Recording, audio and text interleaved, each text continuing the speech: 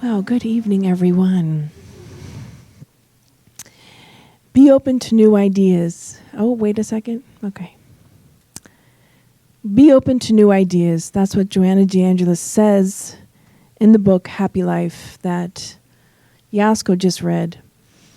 It's very important for us to be open to knowing Jesus in a different way. What do I mean by that? Well, we might know Jesus on the cross, the crucified Jesus, and we'll talk a little bit about that today. But it's time for us to learn the more in-depth Jesus, a Jesus that is more closer to our hearts. And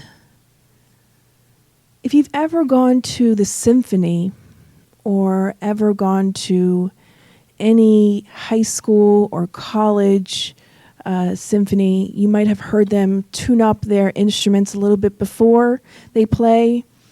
I actually think it's very beautiful, that part where they're tuning it, where they're beginning to tune it in all together. I think it's very pretty, even though it's not supposed to be music, really. However, with that being said, when we talk about Jesus, we really wanted everyone to elevate their minds a little bit more, so we felt that through song, through music, that can help us elevate our minds a little bit more. So, but before that, before I play this song for you, I wanted to explain a little bit about the song and what it means to us. Now, many of us, I'm sure, are familiar, especially if you grew up in the church or hearing Bible stories, might be familiar with this particular text in Matthew chapter 14, verses 22 through 33. And I can read the whole long text for you as well, which is pretty long. See, there you go. Need to go back. But in essence, it is when Jesus and the disciples were out on the boat, and I'll just read it for you guys, if you want to be extra correct. From the actual Bible, it says, in the New International Version, "Immediately Jesus made the disciples get into the boat and go on ahead of him to the other side, while he dismissed the crowd. After he had dismissed them, he went up on a mountainside by himself to pray. Later that night, he was there alone, and the boat was already a considerable distance from land, buffeted by the waves because the wind was against it. Shortly before dawn, Jesus went out to them, walking on the lake. When the disciples saw him on the lake, they were terrified. 'It's a ghost,' they said, and cried out in fear. Yeah, and Jesus immediately said to them, 'Take courage, it is I. Don't be afraid.' 'Lord, if it's you,' Peter replied, 'tell me to come to you on the water.' 'Come,' he said. And Peter got down out of the boat, walked on the water, and came toward Jesus. But when he saw the wind, he was afraid, and beginning to sink, cried out, 'Lord, save me.' Immediately, Jesus reached out his hand and caught him. 'You of little faith,' he said, 'why did you doubt?' And when they climbed into the boat, the wind died down. Then those who were in the boat worshipped him, saying, 'Truly, you are the Son of God.'"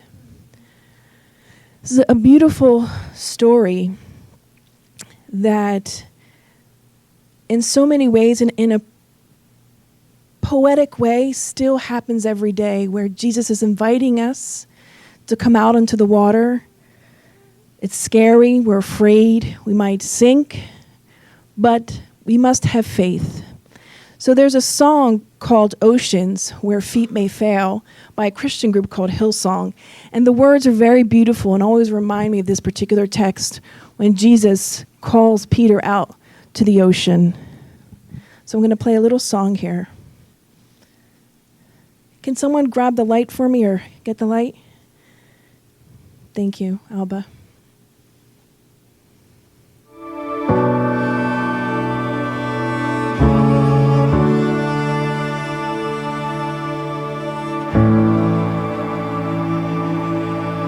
Feel free to sing along. You call me out upon the waters, the great unknown.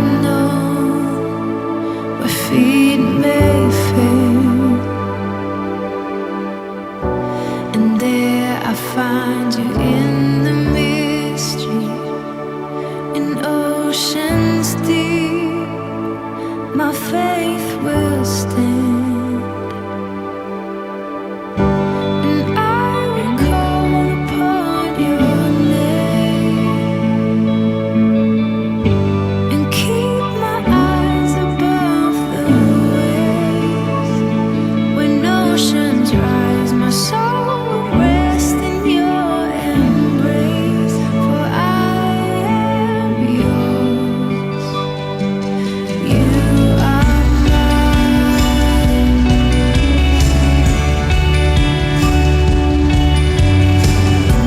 Your grace abounds in deepest waters.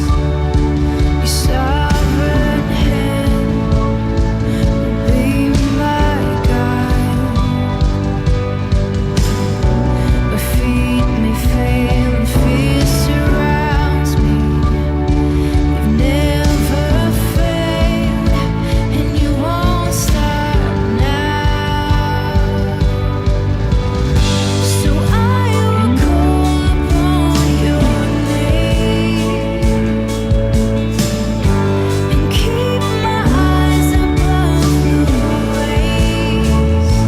When oceans rise, my soul will rest in your embrace. For I am yours. Spirit, me where my trust is without borders. Let me walk upon the waters wherever you would call me. Take me deeper than my feet could ever wander, and my faith will be made stronger in the presence of my Savior. Spirit, lead me where my trust is without borders. Let me walk upon the waters wherever you would call me. And take me deeper than my feet could ever wander, and my faith will be made stronger in the presence of my Savior.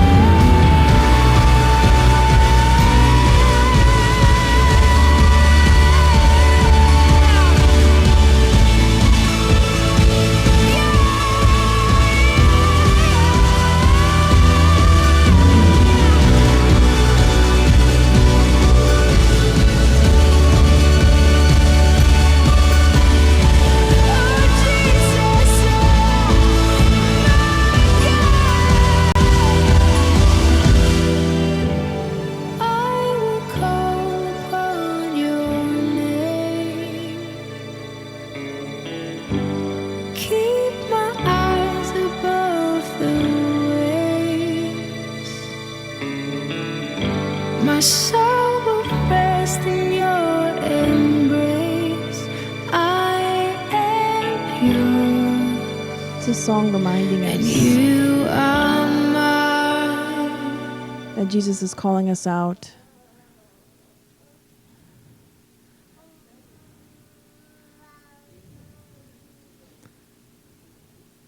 Can someone get the light?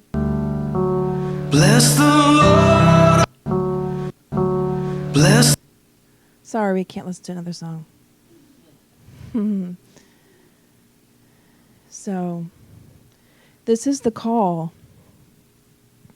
that Jesus is always making. And the song is sort of from Peter's side, where as we live our lives, we're trying to remind ourselves, as I'm being called out into the water, may I have faith, may I be strong, may I not focus on the waves and the crashing waves, rather, and the storms and all the things, as you can see here in this picture, but just focus our eyes on Jesus, and we won't sink to the bottom. Something for us to really think about, and something else for us to think about is this idea of love. And what did Jesus talk about when he spoke about love? What kind of love was it? And I know you might have heard this term before, but we're going to talk about it together.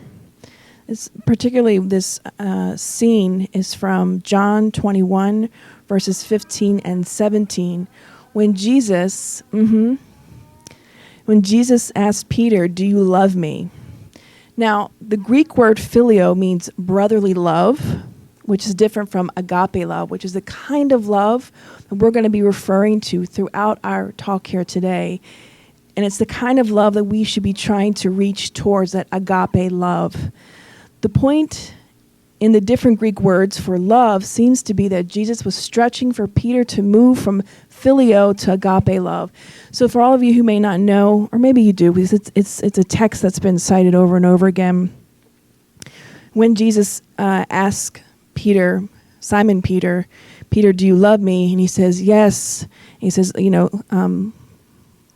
"Lead my lambs and my shepherds." And he asked him 3 times. And some historians say they asked him 3 times because Peter denied him 3 times. But what we would like to focus on is the kind of love that some scholars say is really what Jesus was trying to teach Peter about. And since Peter was going to be this great teacher, he wanted him to understand the agape love, and not just the filial brotherly love, because the agape love is all encompassing. That is the love that Jesus brought and taught us. But that is also the kind of love it's not easy to reach that level. And some people might even feel, well, when I think of Jesus, I feel like he's so far away from me, I can't even reach him. The beauty of Jesus is that the more and more we focus on him, the more and more we meditate on him, the more and more we talk about him, give lectures about him, we connect or make connections to his image in our mind. In the same way that when you watch a scary movie, you imprint those negative images in your mind. When you study something positive like this, you equally are imprinting something positive in your mind that's going to stay there forever. So think about that. These are good things to be studied, to be reviewed again and again and again, for us to become, not only just to elevate our minds, but to feed our soul something more positive. Something that Joanna says in the beginning of this book that's really pertinent and is really important for us to know. And we always feel this way whenever we talk about Jesus, because although some of us might wear a cross in homage to Christ and him dying on the cross, but Joanna reminds us that we need, more than ever, an uncrucified Jesus. She says in the introduction of this book, the present desperately needs an uncrucified Jesus, a companion, and therapist offering urgent assistance to keep it or us from going over the edge. Those are pretty powerful words. She's saying that we need to redefine Jesus as we know it. We need to take him down off the cross. Now, in choosing our pictures today, we were very specific in choosing certain pictures of Jesus.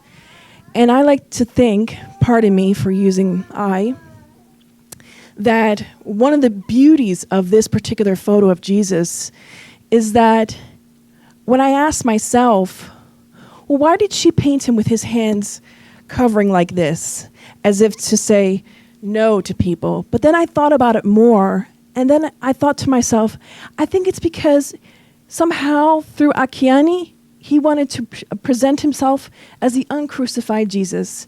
As you can see, he has no markings on his hands, no resemblance of when he was dying on the cross.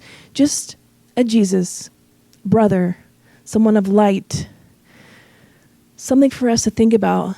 And it's beautiful that we have these types of images out there, because before we had a lot of the gory images of Jesus and blood on the cross and the death and the dying. It's, it is what happened, but we need an uncrucified Jesus. We need to focus on who and what he was and how we can reach that. Again, this is from chapter 4 of the book, Jesus in Our Day. Joanna describes him in the following way. She says, he was the most perfect, complete being that has ever walked this earth. Profound oneness with the divine consciousness. He had perfect psychophysical balance. Crystal clear character, so much so that every time people came in contact with him, he inspired this confidence. You know when you meet someone and you just feel like you can trust them, they just have something about them? Well, imagine Jesus at his level when people met him. Even if they didn't even realize it at the time, we learn in the books that they forever will change. They have forever changed the lives of so many people that he met. Even if at that time they didn't know it or they didn't accept him, they forever were impregnated with his ideas and their experience with him. He was the bearer of authentic courage. He strove against injustice. He was patient and peaceable. And most importantly, if you can remember the type of society he lived in, which was much more worse, or if I can say that in English, way worse than the society we live in today. They're much more intolerant. In Joanna's words, in a violent, perverse society, he chose love as a solution to all matters at hand, and unrestricted forgiveness as the effective therapy for all infirmities. This is really important. I took a class today. I had to take a CPR class today. And all throughout the class, whenever an important part of the test or whatever portion of the lecture was going to be on the exam, the teacher kept saying, "This is really important." So if you hear me say that, it's because it's really important for us in our lives when we're facing the different tests, the different struggles, to choose love as a solution and forgiveness as the effective therapy for all infirmities. Once upon a time, we had this friend of mine, 10, 15 years ago, didn't know Spiritism. But he used to say this thing to me that I thought was so fascinating, and I thought he was a bit of an enlightened being, although in some ways he was not, but in other ways he was very enlightened. And one day I came to him with one of my problems, and he said to me, "Kirsten, you always have to ask yourself this question: how can love fix this? Or how does love fix this?" And I thought that to be quite fascinating, strange, yet very true and very helpful, because every time I ran into problems at that time, I asked myself, how can love help this situation? And here we have Joanna, all these years later, we're coming to find out that choosing love is what Jesus did, and forgiveness as the effective therapies. So we're talking about medicinal purposes here that love and forgiveness has on our overall health. Things that we may right now, the modern science may not recognize and may not acknowledge. They don't even talk about. How many times you go to your doctor, is he suggesting to you forgiveness therapy? I don't know any allopathic doctors that do that. Maybe some naturopathic, homeopathic ones might. But even the ones that I've known, very few have actually recommended love therapy or forgiveness therapy. They might say you need therapy, but not specifically this kind of therapy. Important for us to remember. It's going to be on the quiz later today. No, I'm just kidding. But it'd be very useful for our lives. Joanna goes on to say many things.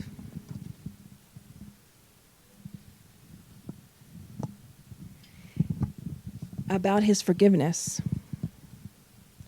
That he not only forgave through words, but mostly through clear and honest attitudes, putting himself at risk by extending forgiveness, especially to the unfortunate, the unclean, the outcast, and the needy.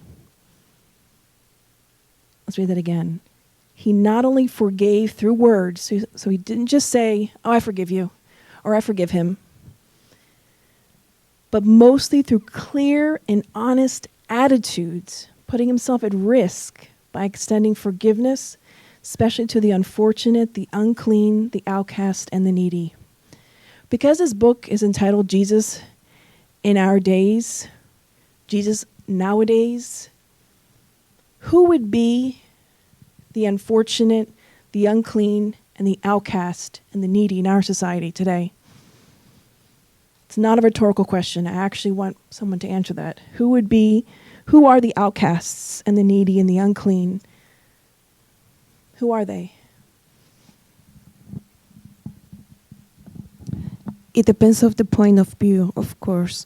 But talking about the United States, the LGBT community, mental health community, single mothers, women, unprivileged people, African American people, immigrants, so on and so forth. Anyone else have any input? Anything else you want to share with that? There's a lot. And Alba's right, depending upon, our definition. The homeless, old people. The old people may be those that are in nursing homes that are forgotten about. They're also very needy. Everyone remembers the children, but seldom do we actually remember the elderly in their old age. She goes on to say, he never submitted to the damaging conventions of race, ideology, party, or religion in detriment of unprejudiced and all-encompassing love for all. I'm going to read that again because that is pretty powerful. Jesus never said, I'm a Christian, I'm a Buddhist, I am a Catholic, I'm a this, I'm a that. He never pronounced those words. He never submitted to the damaging conventions of race, ideology, party, or religion in detriment of unprejudiced and all-encompassing love for all. That's not to say that choosing to be a particular religion or believe or follow a certain belief is wrong. What we're simply just saying is Jesus never professed one or the other because he wanted to be all-encompassing. He wanted to show love for all. Does that make sense? And he, as Joanna said, he didn't just talk the talk. He walked the walk. We know this. There are a lot of the stories, a lot of the stories about him, the healings that he did, openly, some not so openly. The parable of the Good Samaritan. For love's sake, he chose a despised Samaritan as a symbol of solidarity. Why did he choose a Samaritan when he told this parable? If we were to bring this to nowadays, probably using maybe one of Alba's, one of her examples of outcasts, why do you think he did this as a symbol of solidarity? Oh, hold on. At his time, being a Jewish, there was a big problem between the Judea and the people, the Jewish and the Samaritan. The Samaritan was not even allowed to their places and not considered good people. So he had to choose the Samaritan to show they have their values. What the Jewish people had is all prejudiced. And vice versa, of course. They also had a prejudice against the Jewish.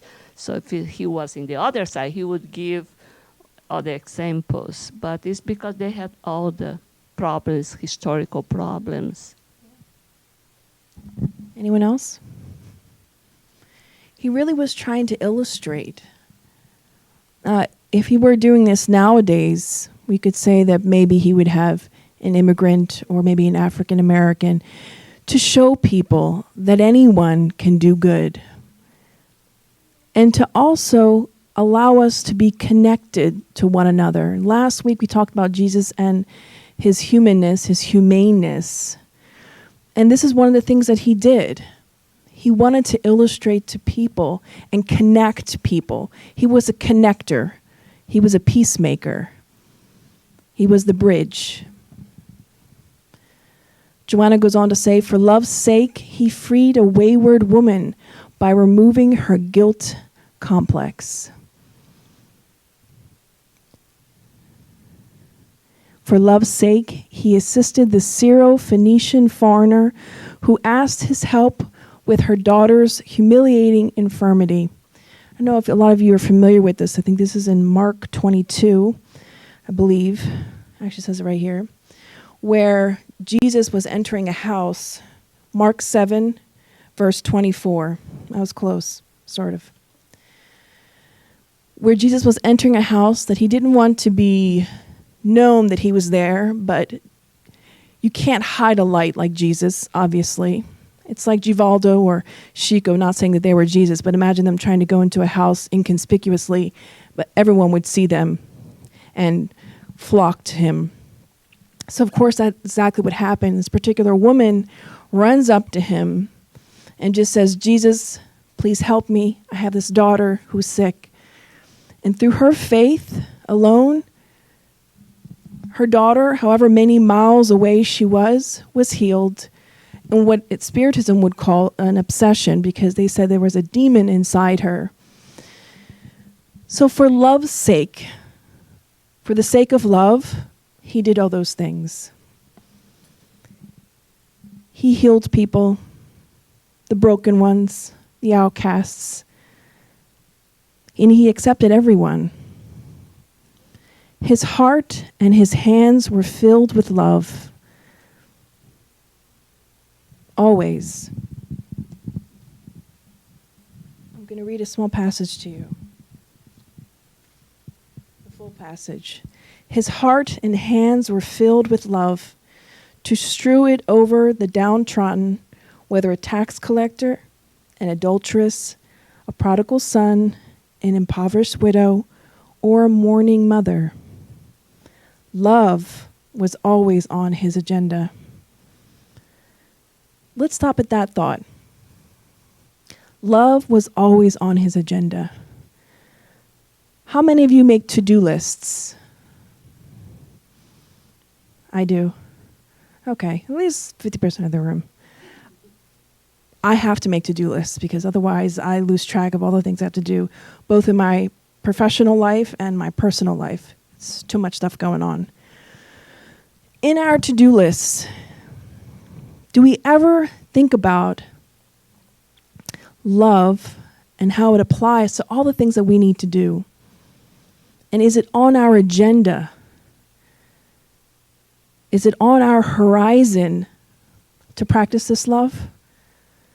It's very easy for us to think about people that bother us, people that have caused us troubles, coworkers, maybe your boss, or people that your neighbor perhaps, that sort of get under your skin. But once we make this shift, this true paradigm shift of making love our agenda, we begin to become more Christ-like. So as we're studying about Jesus, we're learning about his attributes. This is one of the things we want to be thinking about and putting in our brain, that he was always vibrating at this level of love, forgiveness for all. Nevertheless, he held on to the energy that educates, that uplifts, that disciplines and saves. He still held people accountable. When he told that woman, get up, where are your accusers? Go and sin no more. He was educating her. Don't keep living that life you were living. Go and start a new life. Did many people that were healed go live a new life? Probably not. Some did, some did not. But the point for us is that we begin today to put love on our agenda, on our day-to-day. on our to-do lists, if you will. Joanna goes on to say, he showed mercy toward all. Nevertheless, he held on to the energy that educates, uplifts, disciplines, and saves. He wept over Jerusalem. He railed at the Pharisaical farce. He warned the wayward. He condemned hypocrisy and gave his own life in a sacrifice of love. He never lost his way in childish sentimentality or hostility. Let's stop there for a minute and think about those words and ask ourselves, have we ever lost our way through childish sentimentality or hostility? Have we ever got so wrapped up in our own self, in our anger, in our, what Joanna de Angelis in the book Happy Life says when she talks about overly sensitive? Because it's one thing to be sensitive, because we are all sensitive beings. You know, we all have this capability to sense beyond the five senses. But have we ever found ourselves lost in that way? Jesus never did. Now you might be thinking, well, I'm not Jesus. I'm not perfect. I'm gonna have my hang-ups here and there. Well, if we put love on our agenda, most importantly, self-love. Self-love is so important that it's impossible almost it is impossible to give to others what you can't give to yourself. That's why in that conversation in the beginning of our text, in the beginning of our talk today, in the text where Jesus asks Simon Peter, do you love me? There are some scholars, and recently we heard a talk about this, that say maybe the translation might be, it was a conversation Yasko and I were having about Juan DeMelo's talk recently at the Congress and an event we recently went to in New Jersey, where Dr. DeMelo was talking about this very passage, and that perhaps the correct translation would have been that Jesus would have asked Peter, do you love yourself? Peter, do you love yourself? Peter, do you love yourself? Because he was to go out and live the gospel and teach it to his lamb. But how could he if he didn't have this self-love? Would have been impossible. It was a reminder from Jesus. So he asks us this question right now, from where he is, somewhere in the sun probably, perhaps visiting another galaxy, but still vibrating for us, caring about us, loving us. He asks us, do you love yourself?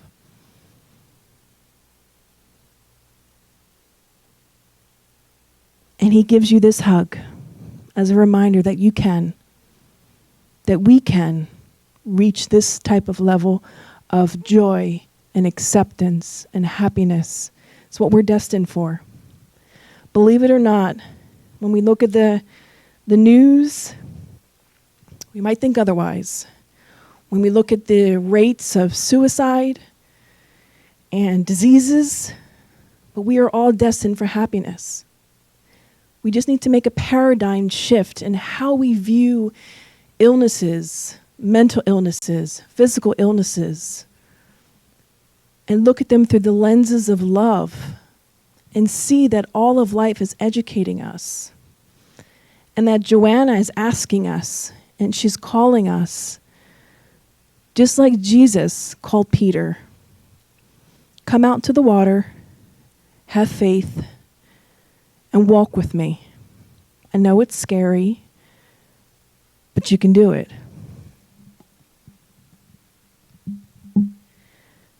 Joanna further goes on to say that love guided his steps, words, and thoughts. He became and still is the symbol of complete love for humankind.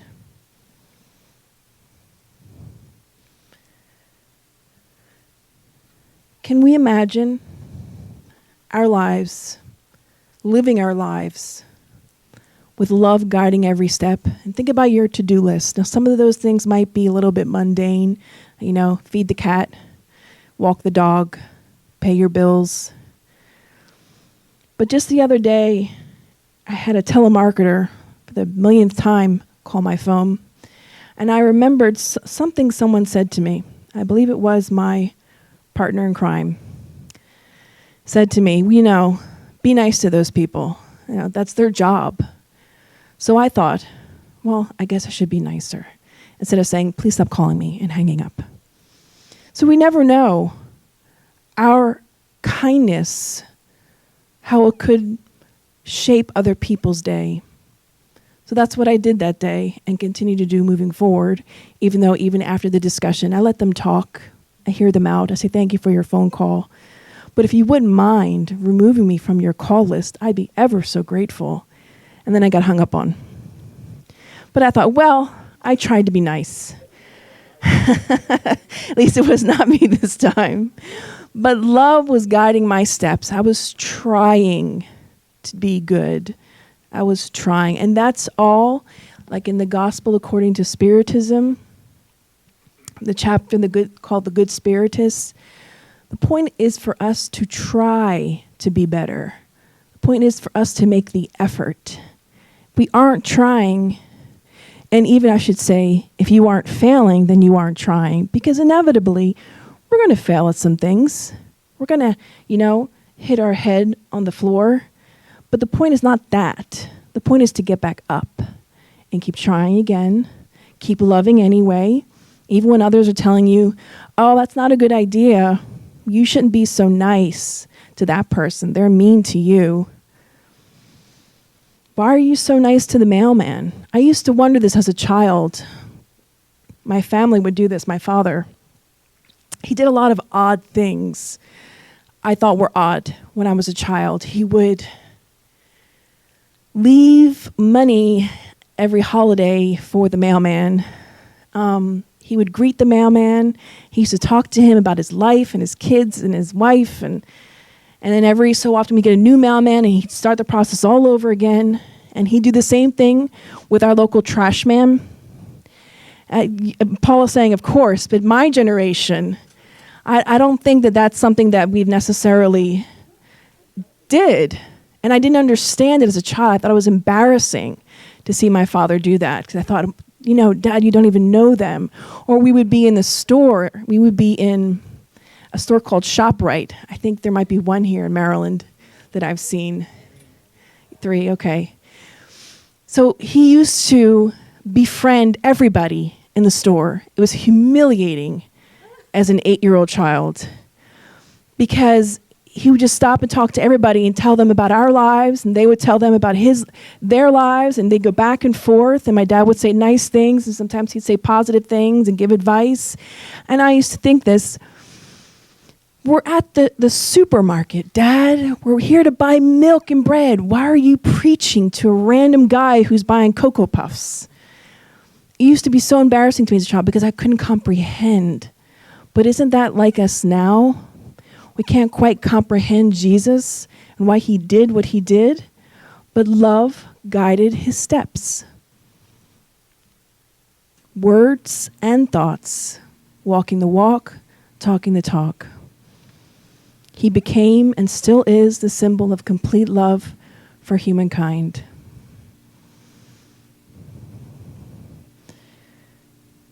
And I'm sorry to say that this is the end of our talk.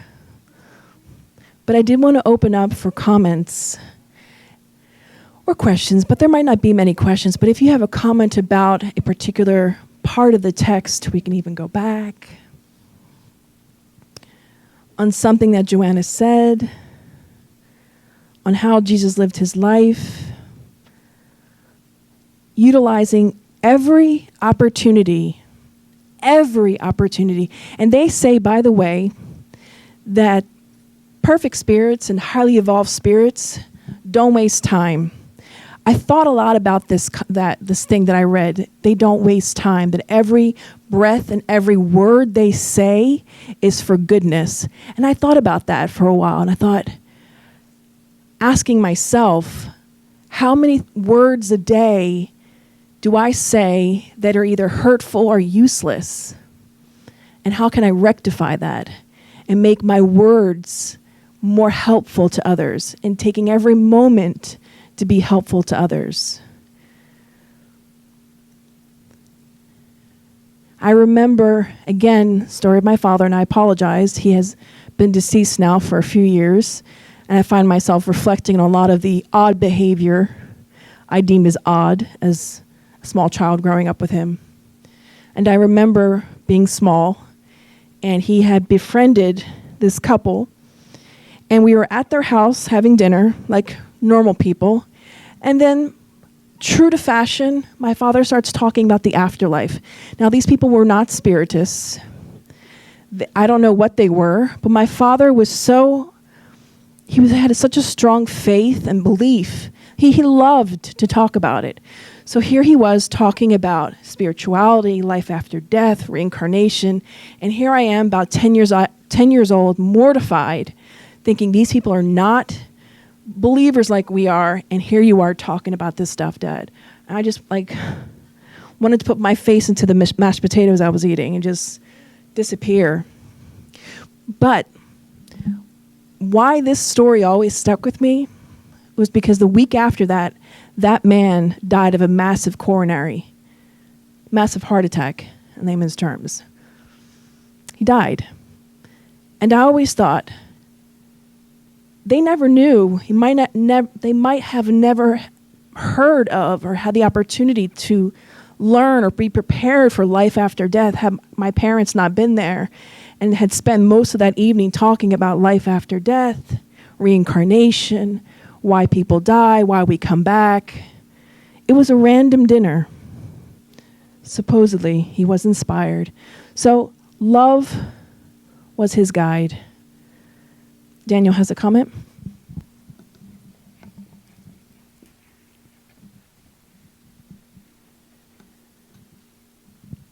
Yes, my comment is about Jesus. And you mentioned, right, when people always say, oh, but I'm not Jesus. I'm not able to love like Jesus loved. And we all know that because Jesus was a perfect spirit. We were not yet. But there is one thing that we can do, one step that we can do to achieve the love that Jesus has. And I consider this as a prerequisite for this agape love, agape love, as you said. That also Jesus practiced and showed to us is the word respect. There is no love. We cannot love anyone, any culture, even nature, animals, if we don't develop the respect for that. And Jesus, he shows this very well, very clear, when he says, I didn't come to destroy the law, I came to fulfill the law. So he was already starting his life, say that, look, whatever Moses or the prophet has said, I didn't come to contradict, but to add. So what means he's already respecting what was built in the humanity and add more from that point. So bring to nowadays, how can we in our day-to-day develop the love? By respect one another, because sometimes it's difficult to love. You know, how come you want to love your neighbor? How come you love someone that cut you off in a traffic driving? So, but if we start little by little respecting, you know, that person is in that level, that I should not engage on that I should pray, and, you know, maybe the person is really go to a difficult situation. So we are starting to practice this love that Jesus came to teach us. So I think respect is something that is lacking a lot when we listen the news, when we see our political arena, when we see all the discussion that we see over there, that there is no respect. You see school student is not respecting the teachers. So how come we're going to become adults? These children are going to become adults. It's going to respect other culture, other people. So I just wanted to make this comment because this topic of love is very deep, but require certain elements that we are capable to do it. That is respect one another. Religion, gender, different opinions, and sometimes we cut up in the, I have the right, and we forget about Jesus' teaching. But thank you so much. This was a nice talk. Thank you. You're not biased at all. Yeah, I like to go back to this series of attributes of Jesus. Of course, the first one, he was the most perfect. We are far from that. Profound oneness with the divine consciousness. We are trying to, but we're still far from that. Perfect psychological balance. We could try to be in balance. Once we know ourselves what triggers our imbalance in every day, like some of those that Daniel mentioned in his case, I won't be upset in the traffic, but he will. So, but I have my weakness, other weakness that perhaps he's quite okay. So I think once knowing, it's good to practice our psychological balance. As Jesus is our model and guide, is one of things that we should do. Crystal clear character.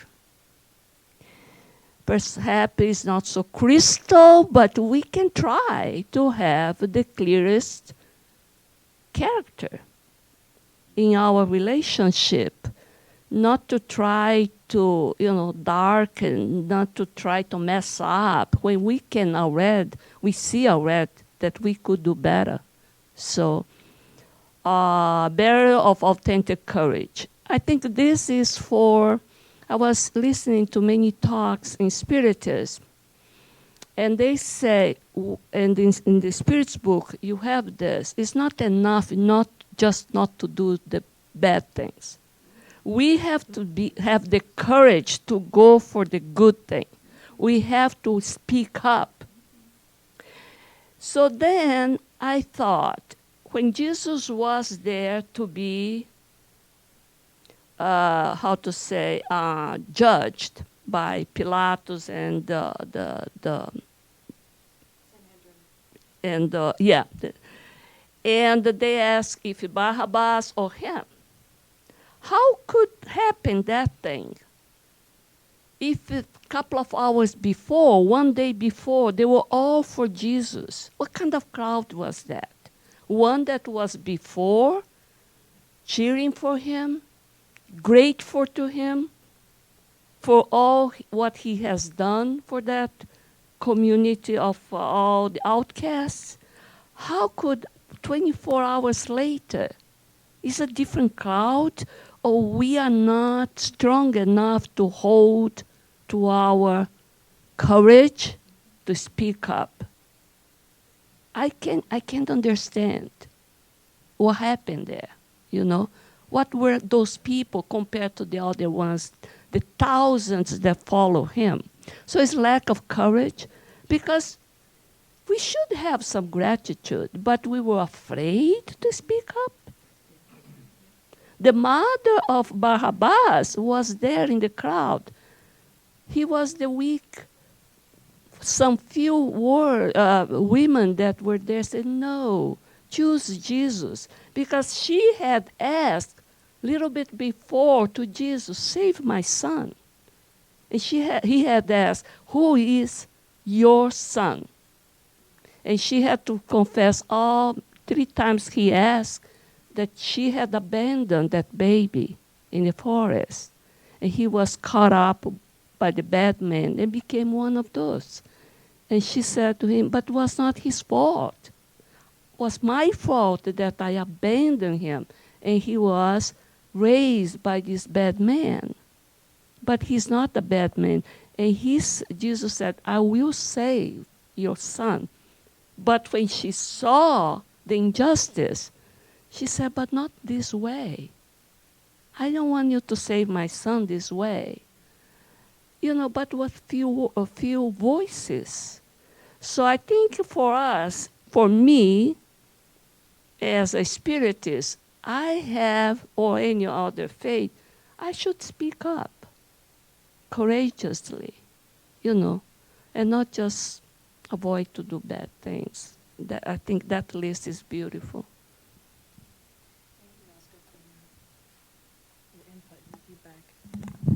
Does anyone else have any more comments? It wouldn't be a talk without you speaking. As Yasko was talking, I see what she was discussing as a model for current times, where we have people appearing to be enthusiastic about a leader, and then when stuff happens, nothing is said. It's that silence that really is speaking more loudly than the words. So the line that struck me in this chapter, he not only forgave through words, but mostly through clear and honest attitudes, putting himself at risk. And it's true. It is risky.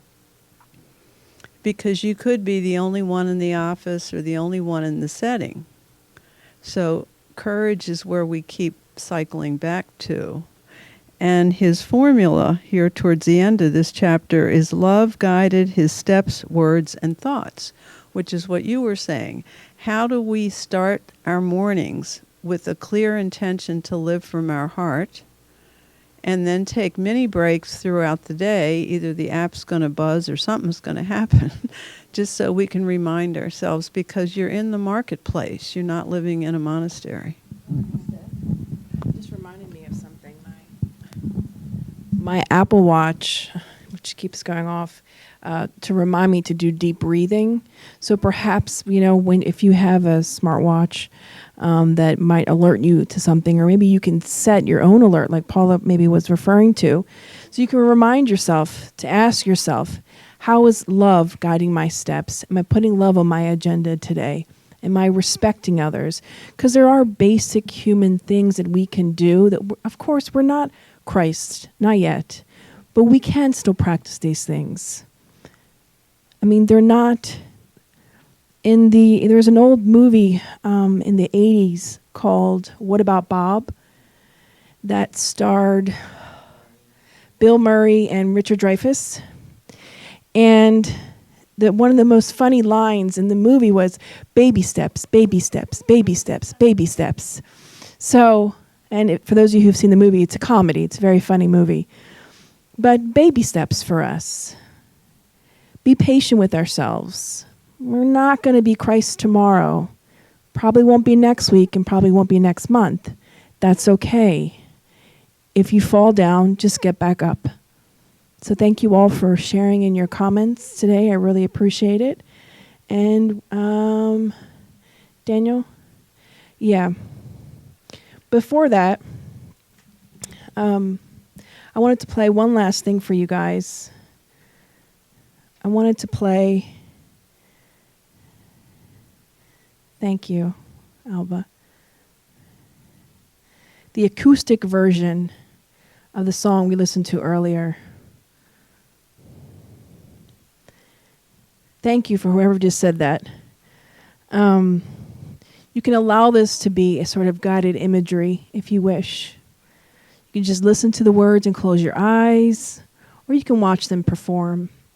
It's a very down-home kind of performance, but it's the words that are most impactful. And if you look in a minute here on the faces of the singers, you could see that their passion, their love for Jesus.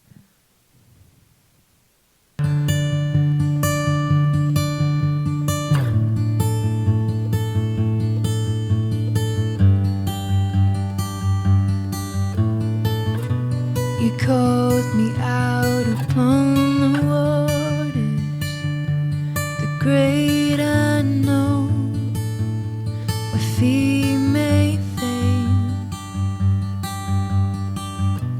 And there I find you in the mystery, in oceans deep.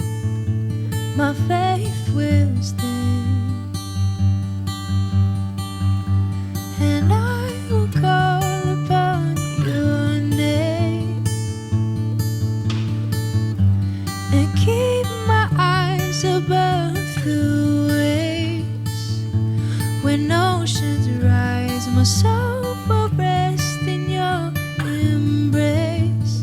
I am yours, and you are mine.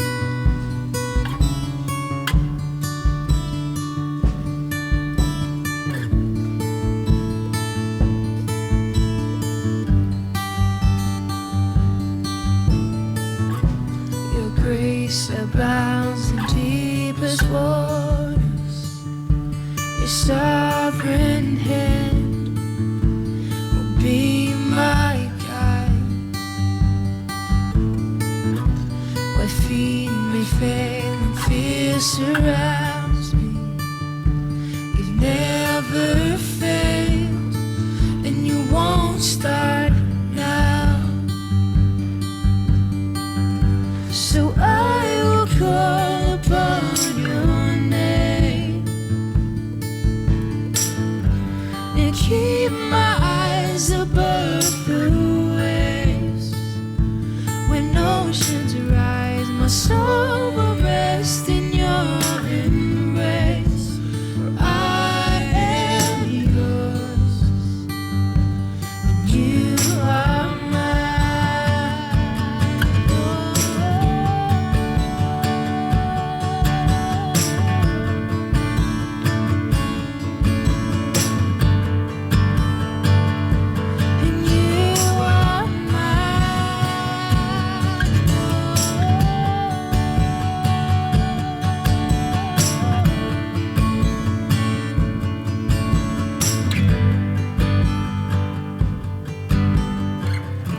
Spirit, lead me where my trust is without borders.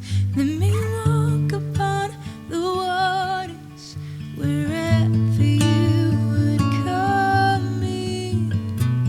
Take me deeper than my feet could ever wander, and my faith will be made stronger in the presence of my Savior. Spirit, lead me where my trust is without borders. Let me walk upon the waters wherever you would call me. Take me deeper than my feet could ever wander, and my faith will be made stronger in the presence of my Savior. Spirit, lead me where my trust is without borders. Let me walk upon the waters wherever you would call me. Take me deeper than my feet could ever wander, and my faith would be made stronger in the presence of my Savior.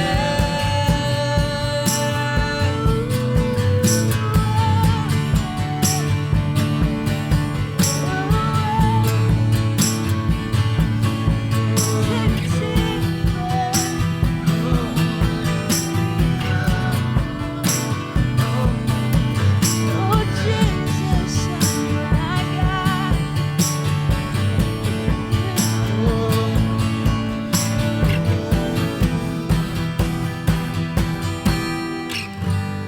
I will call upon your name.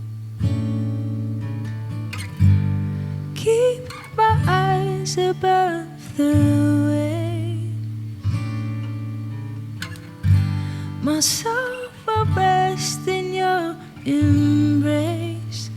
I am yours, and you are mine.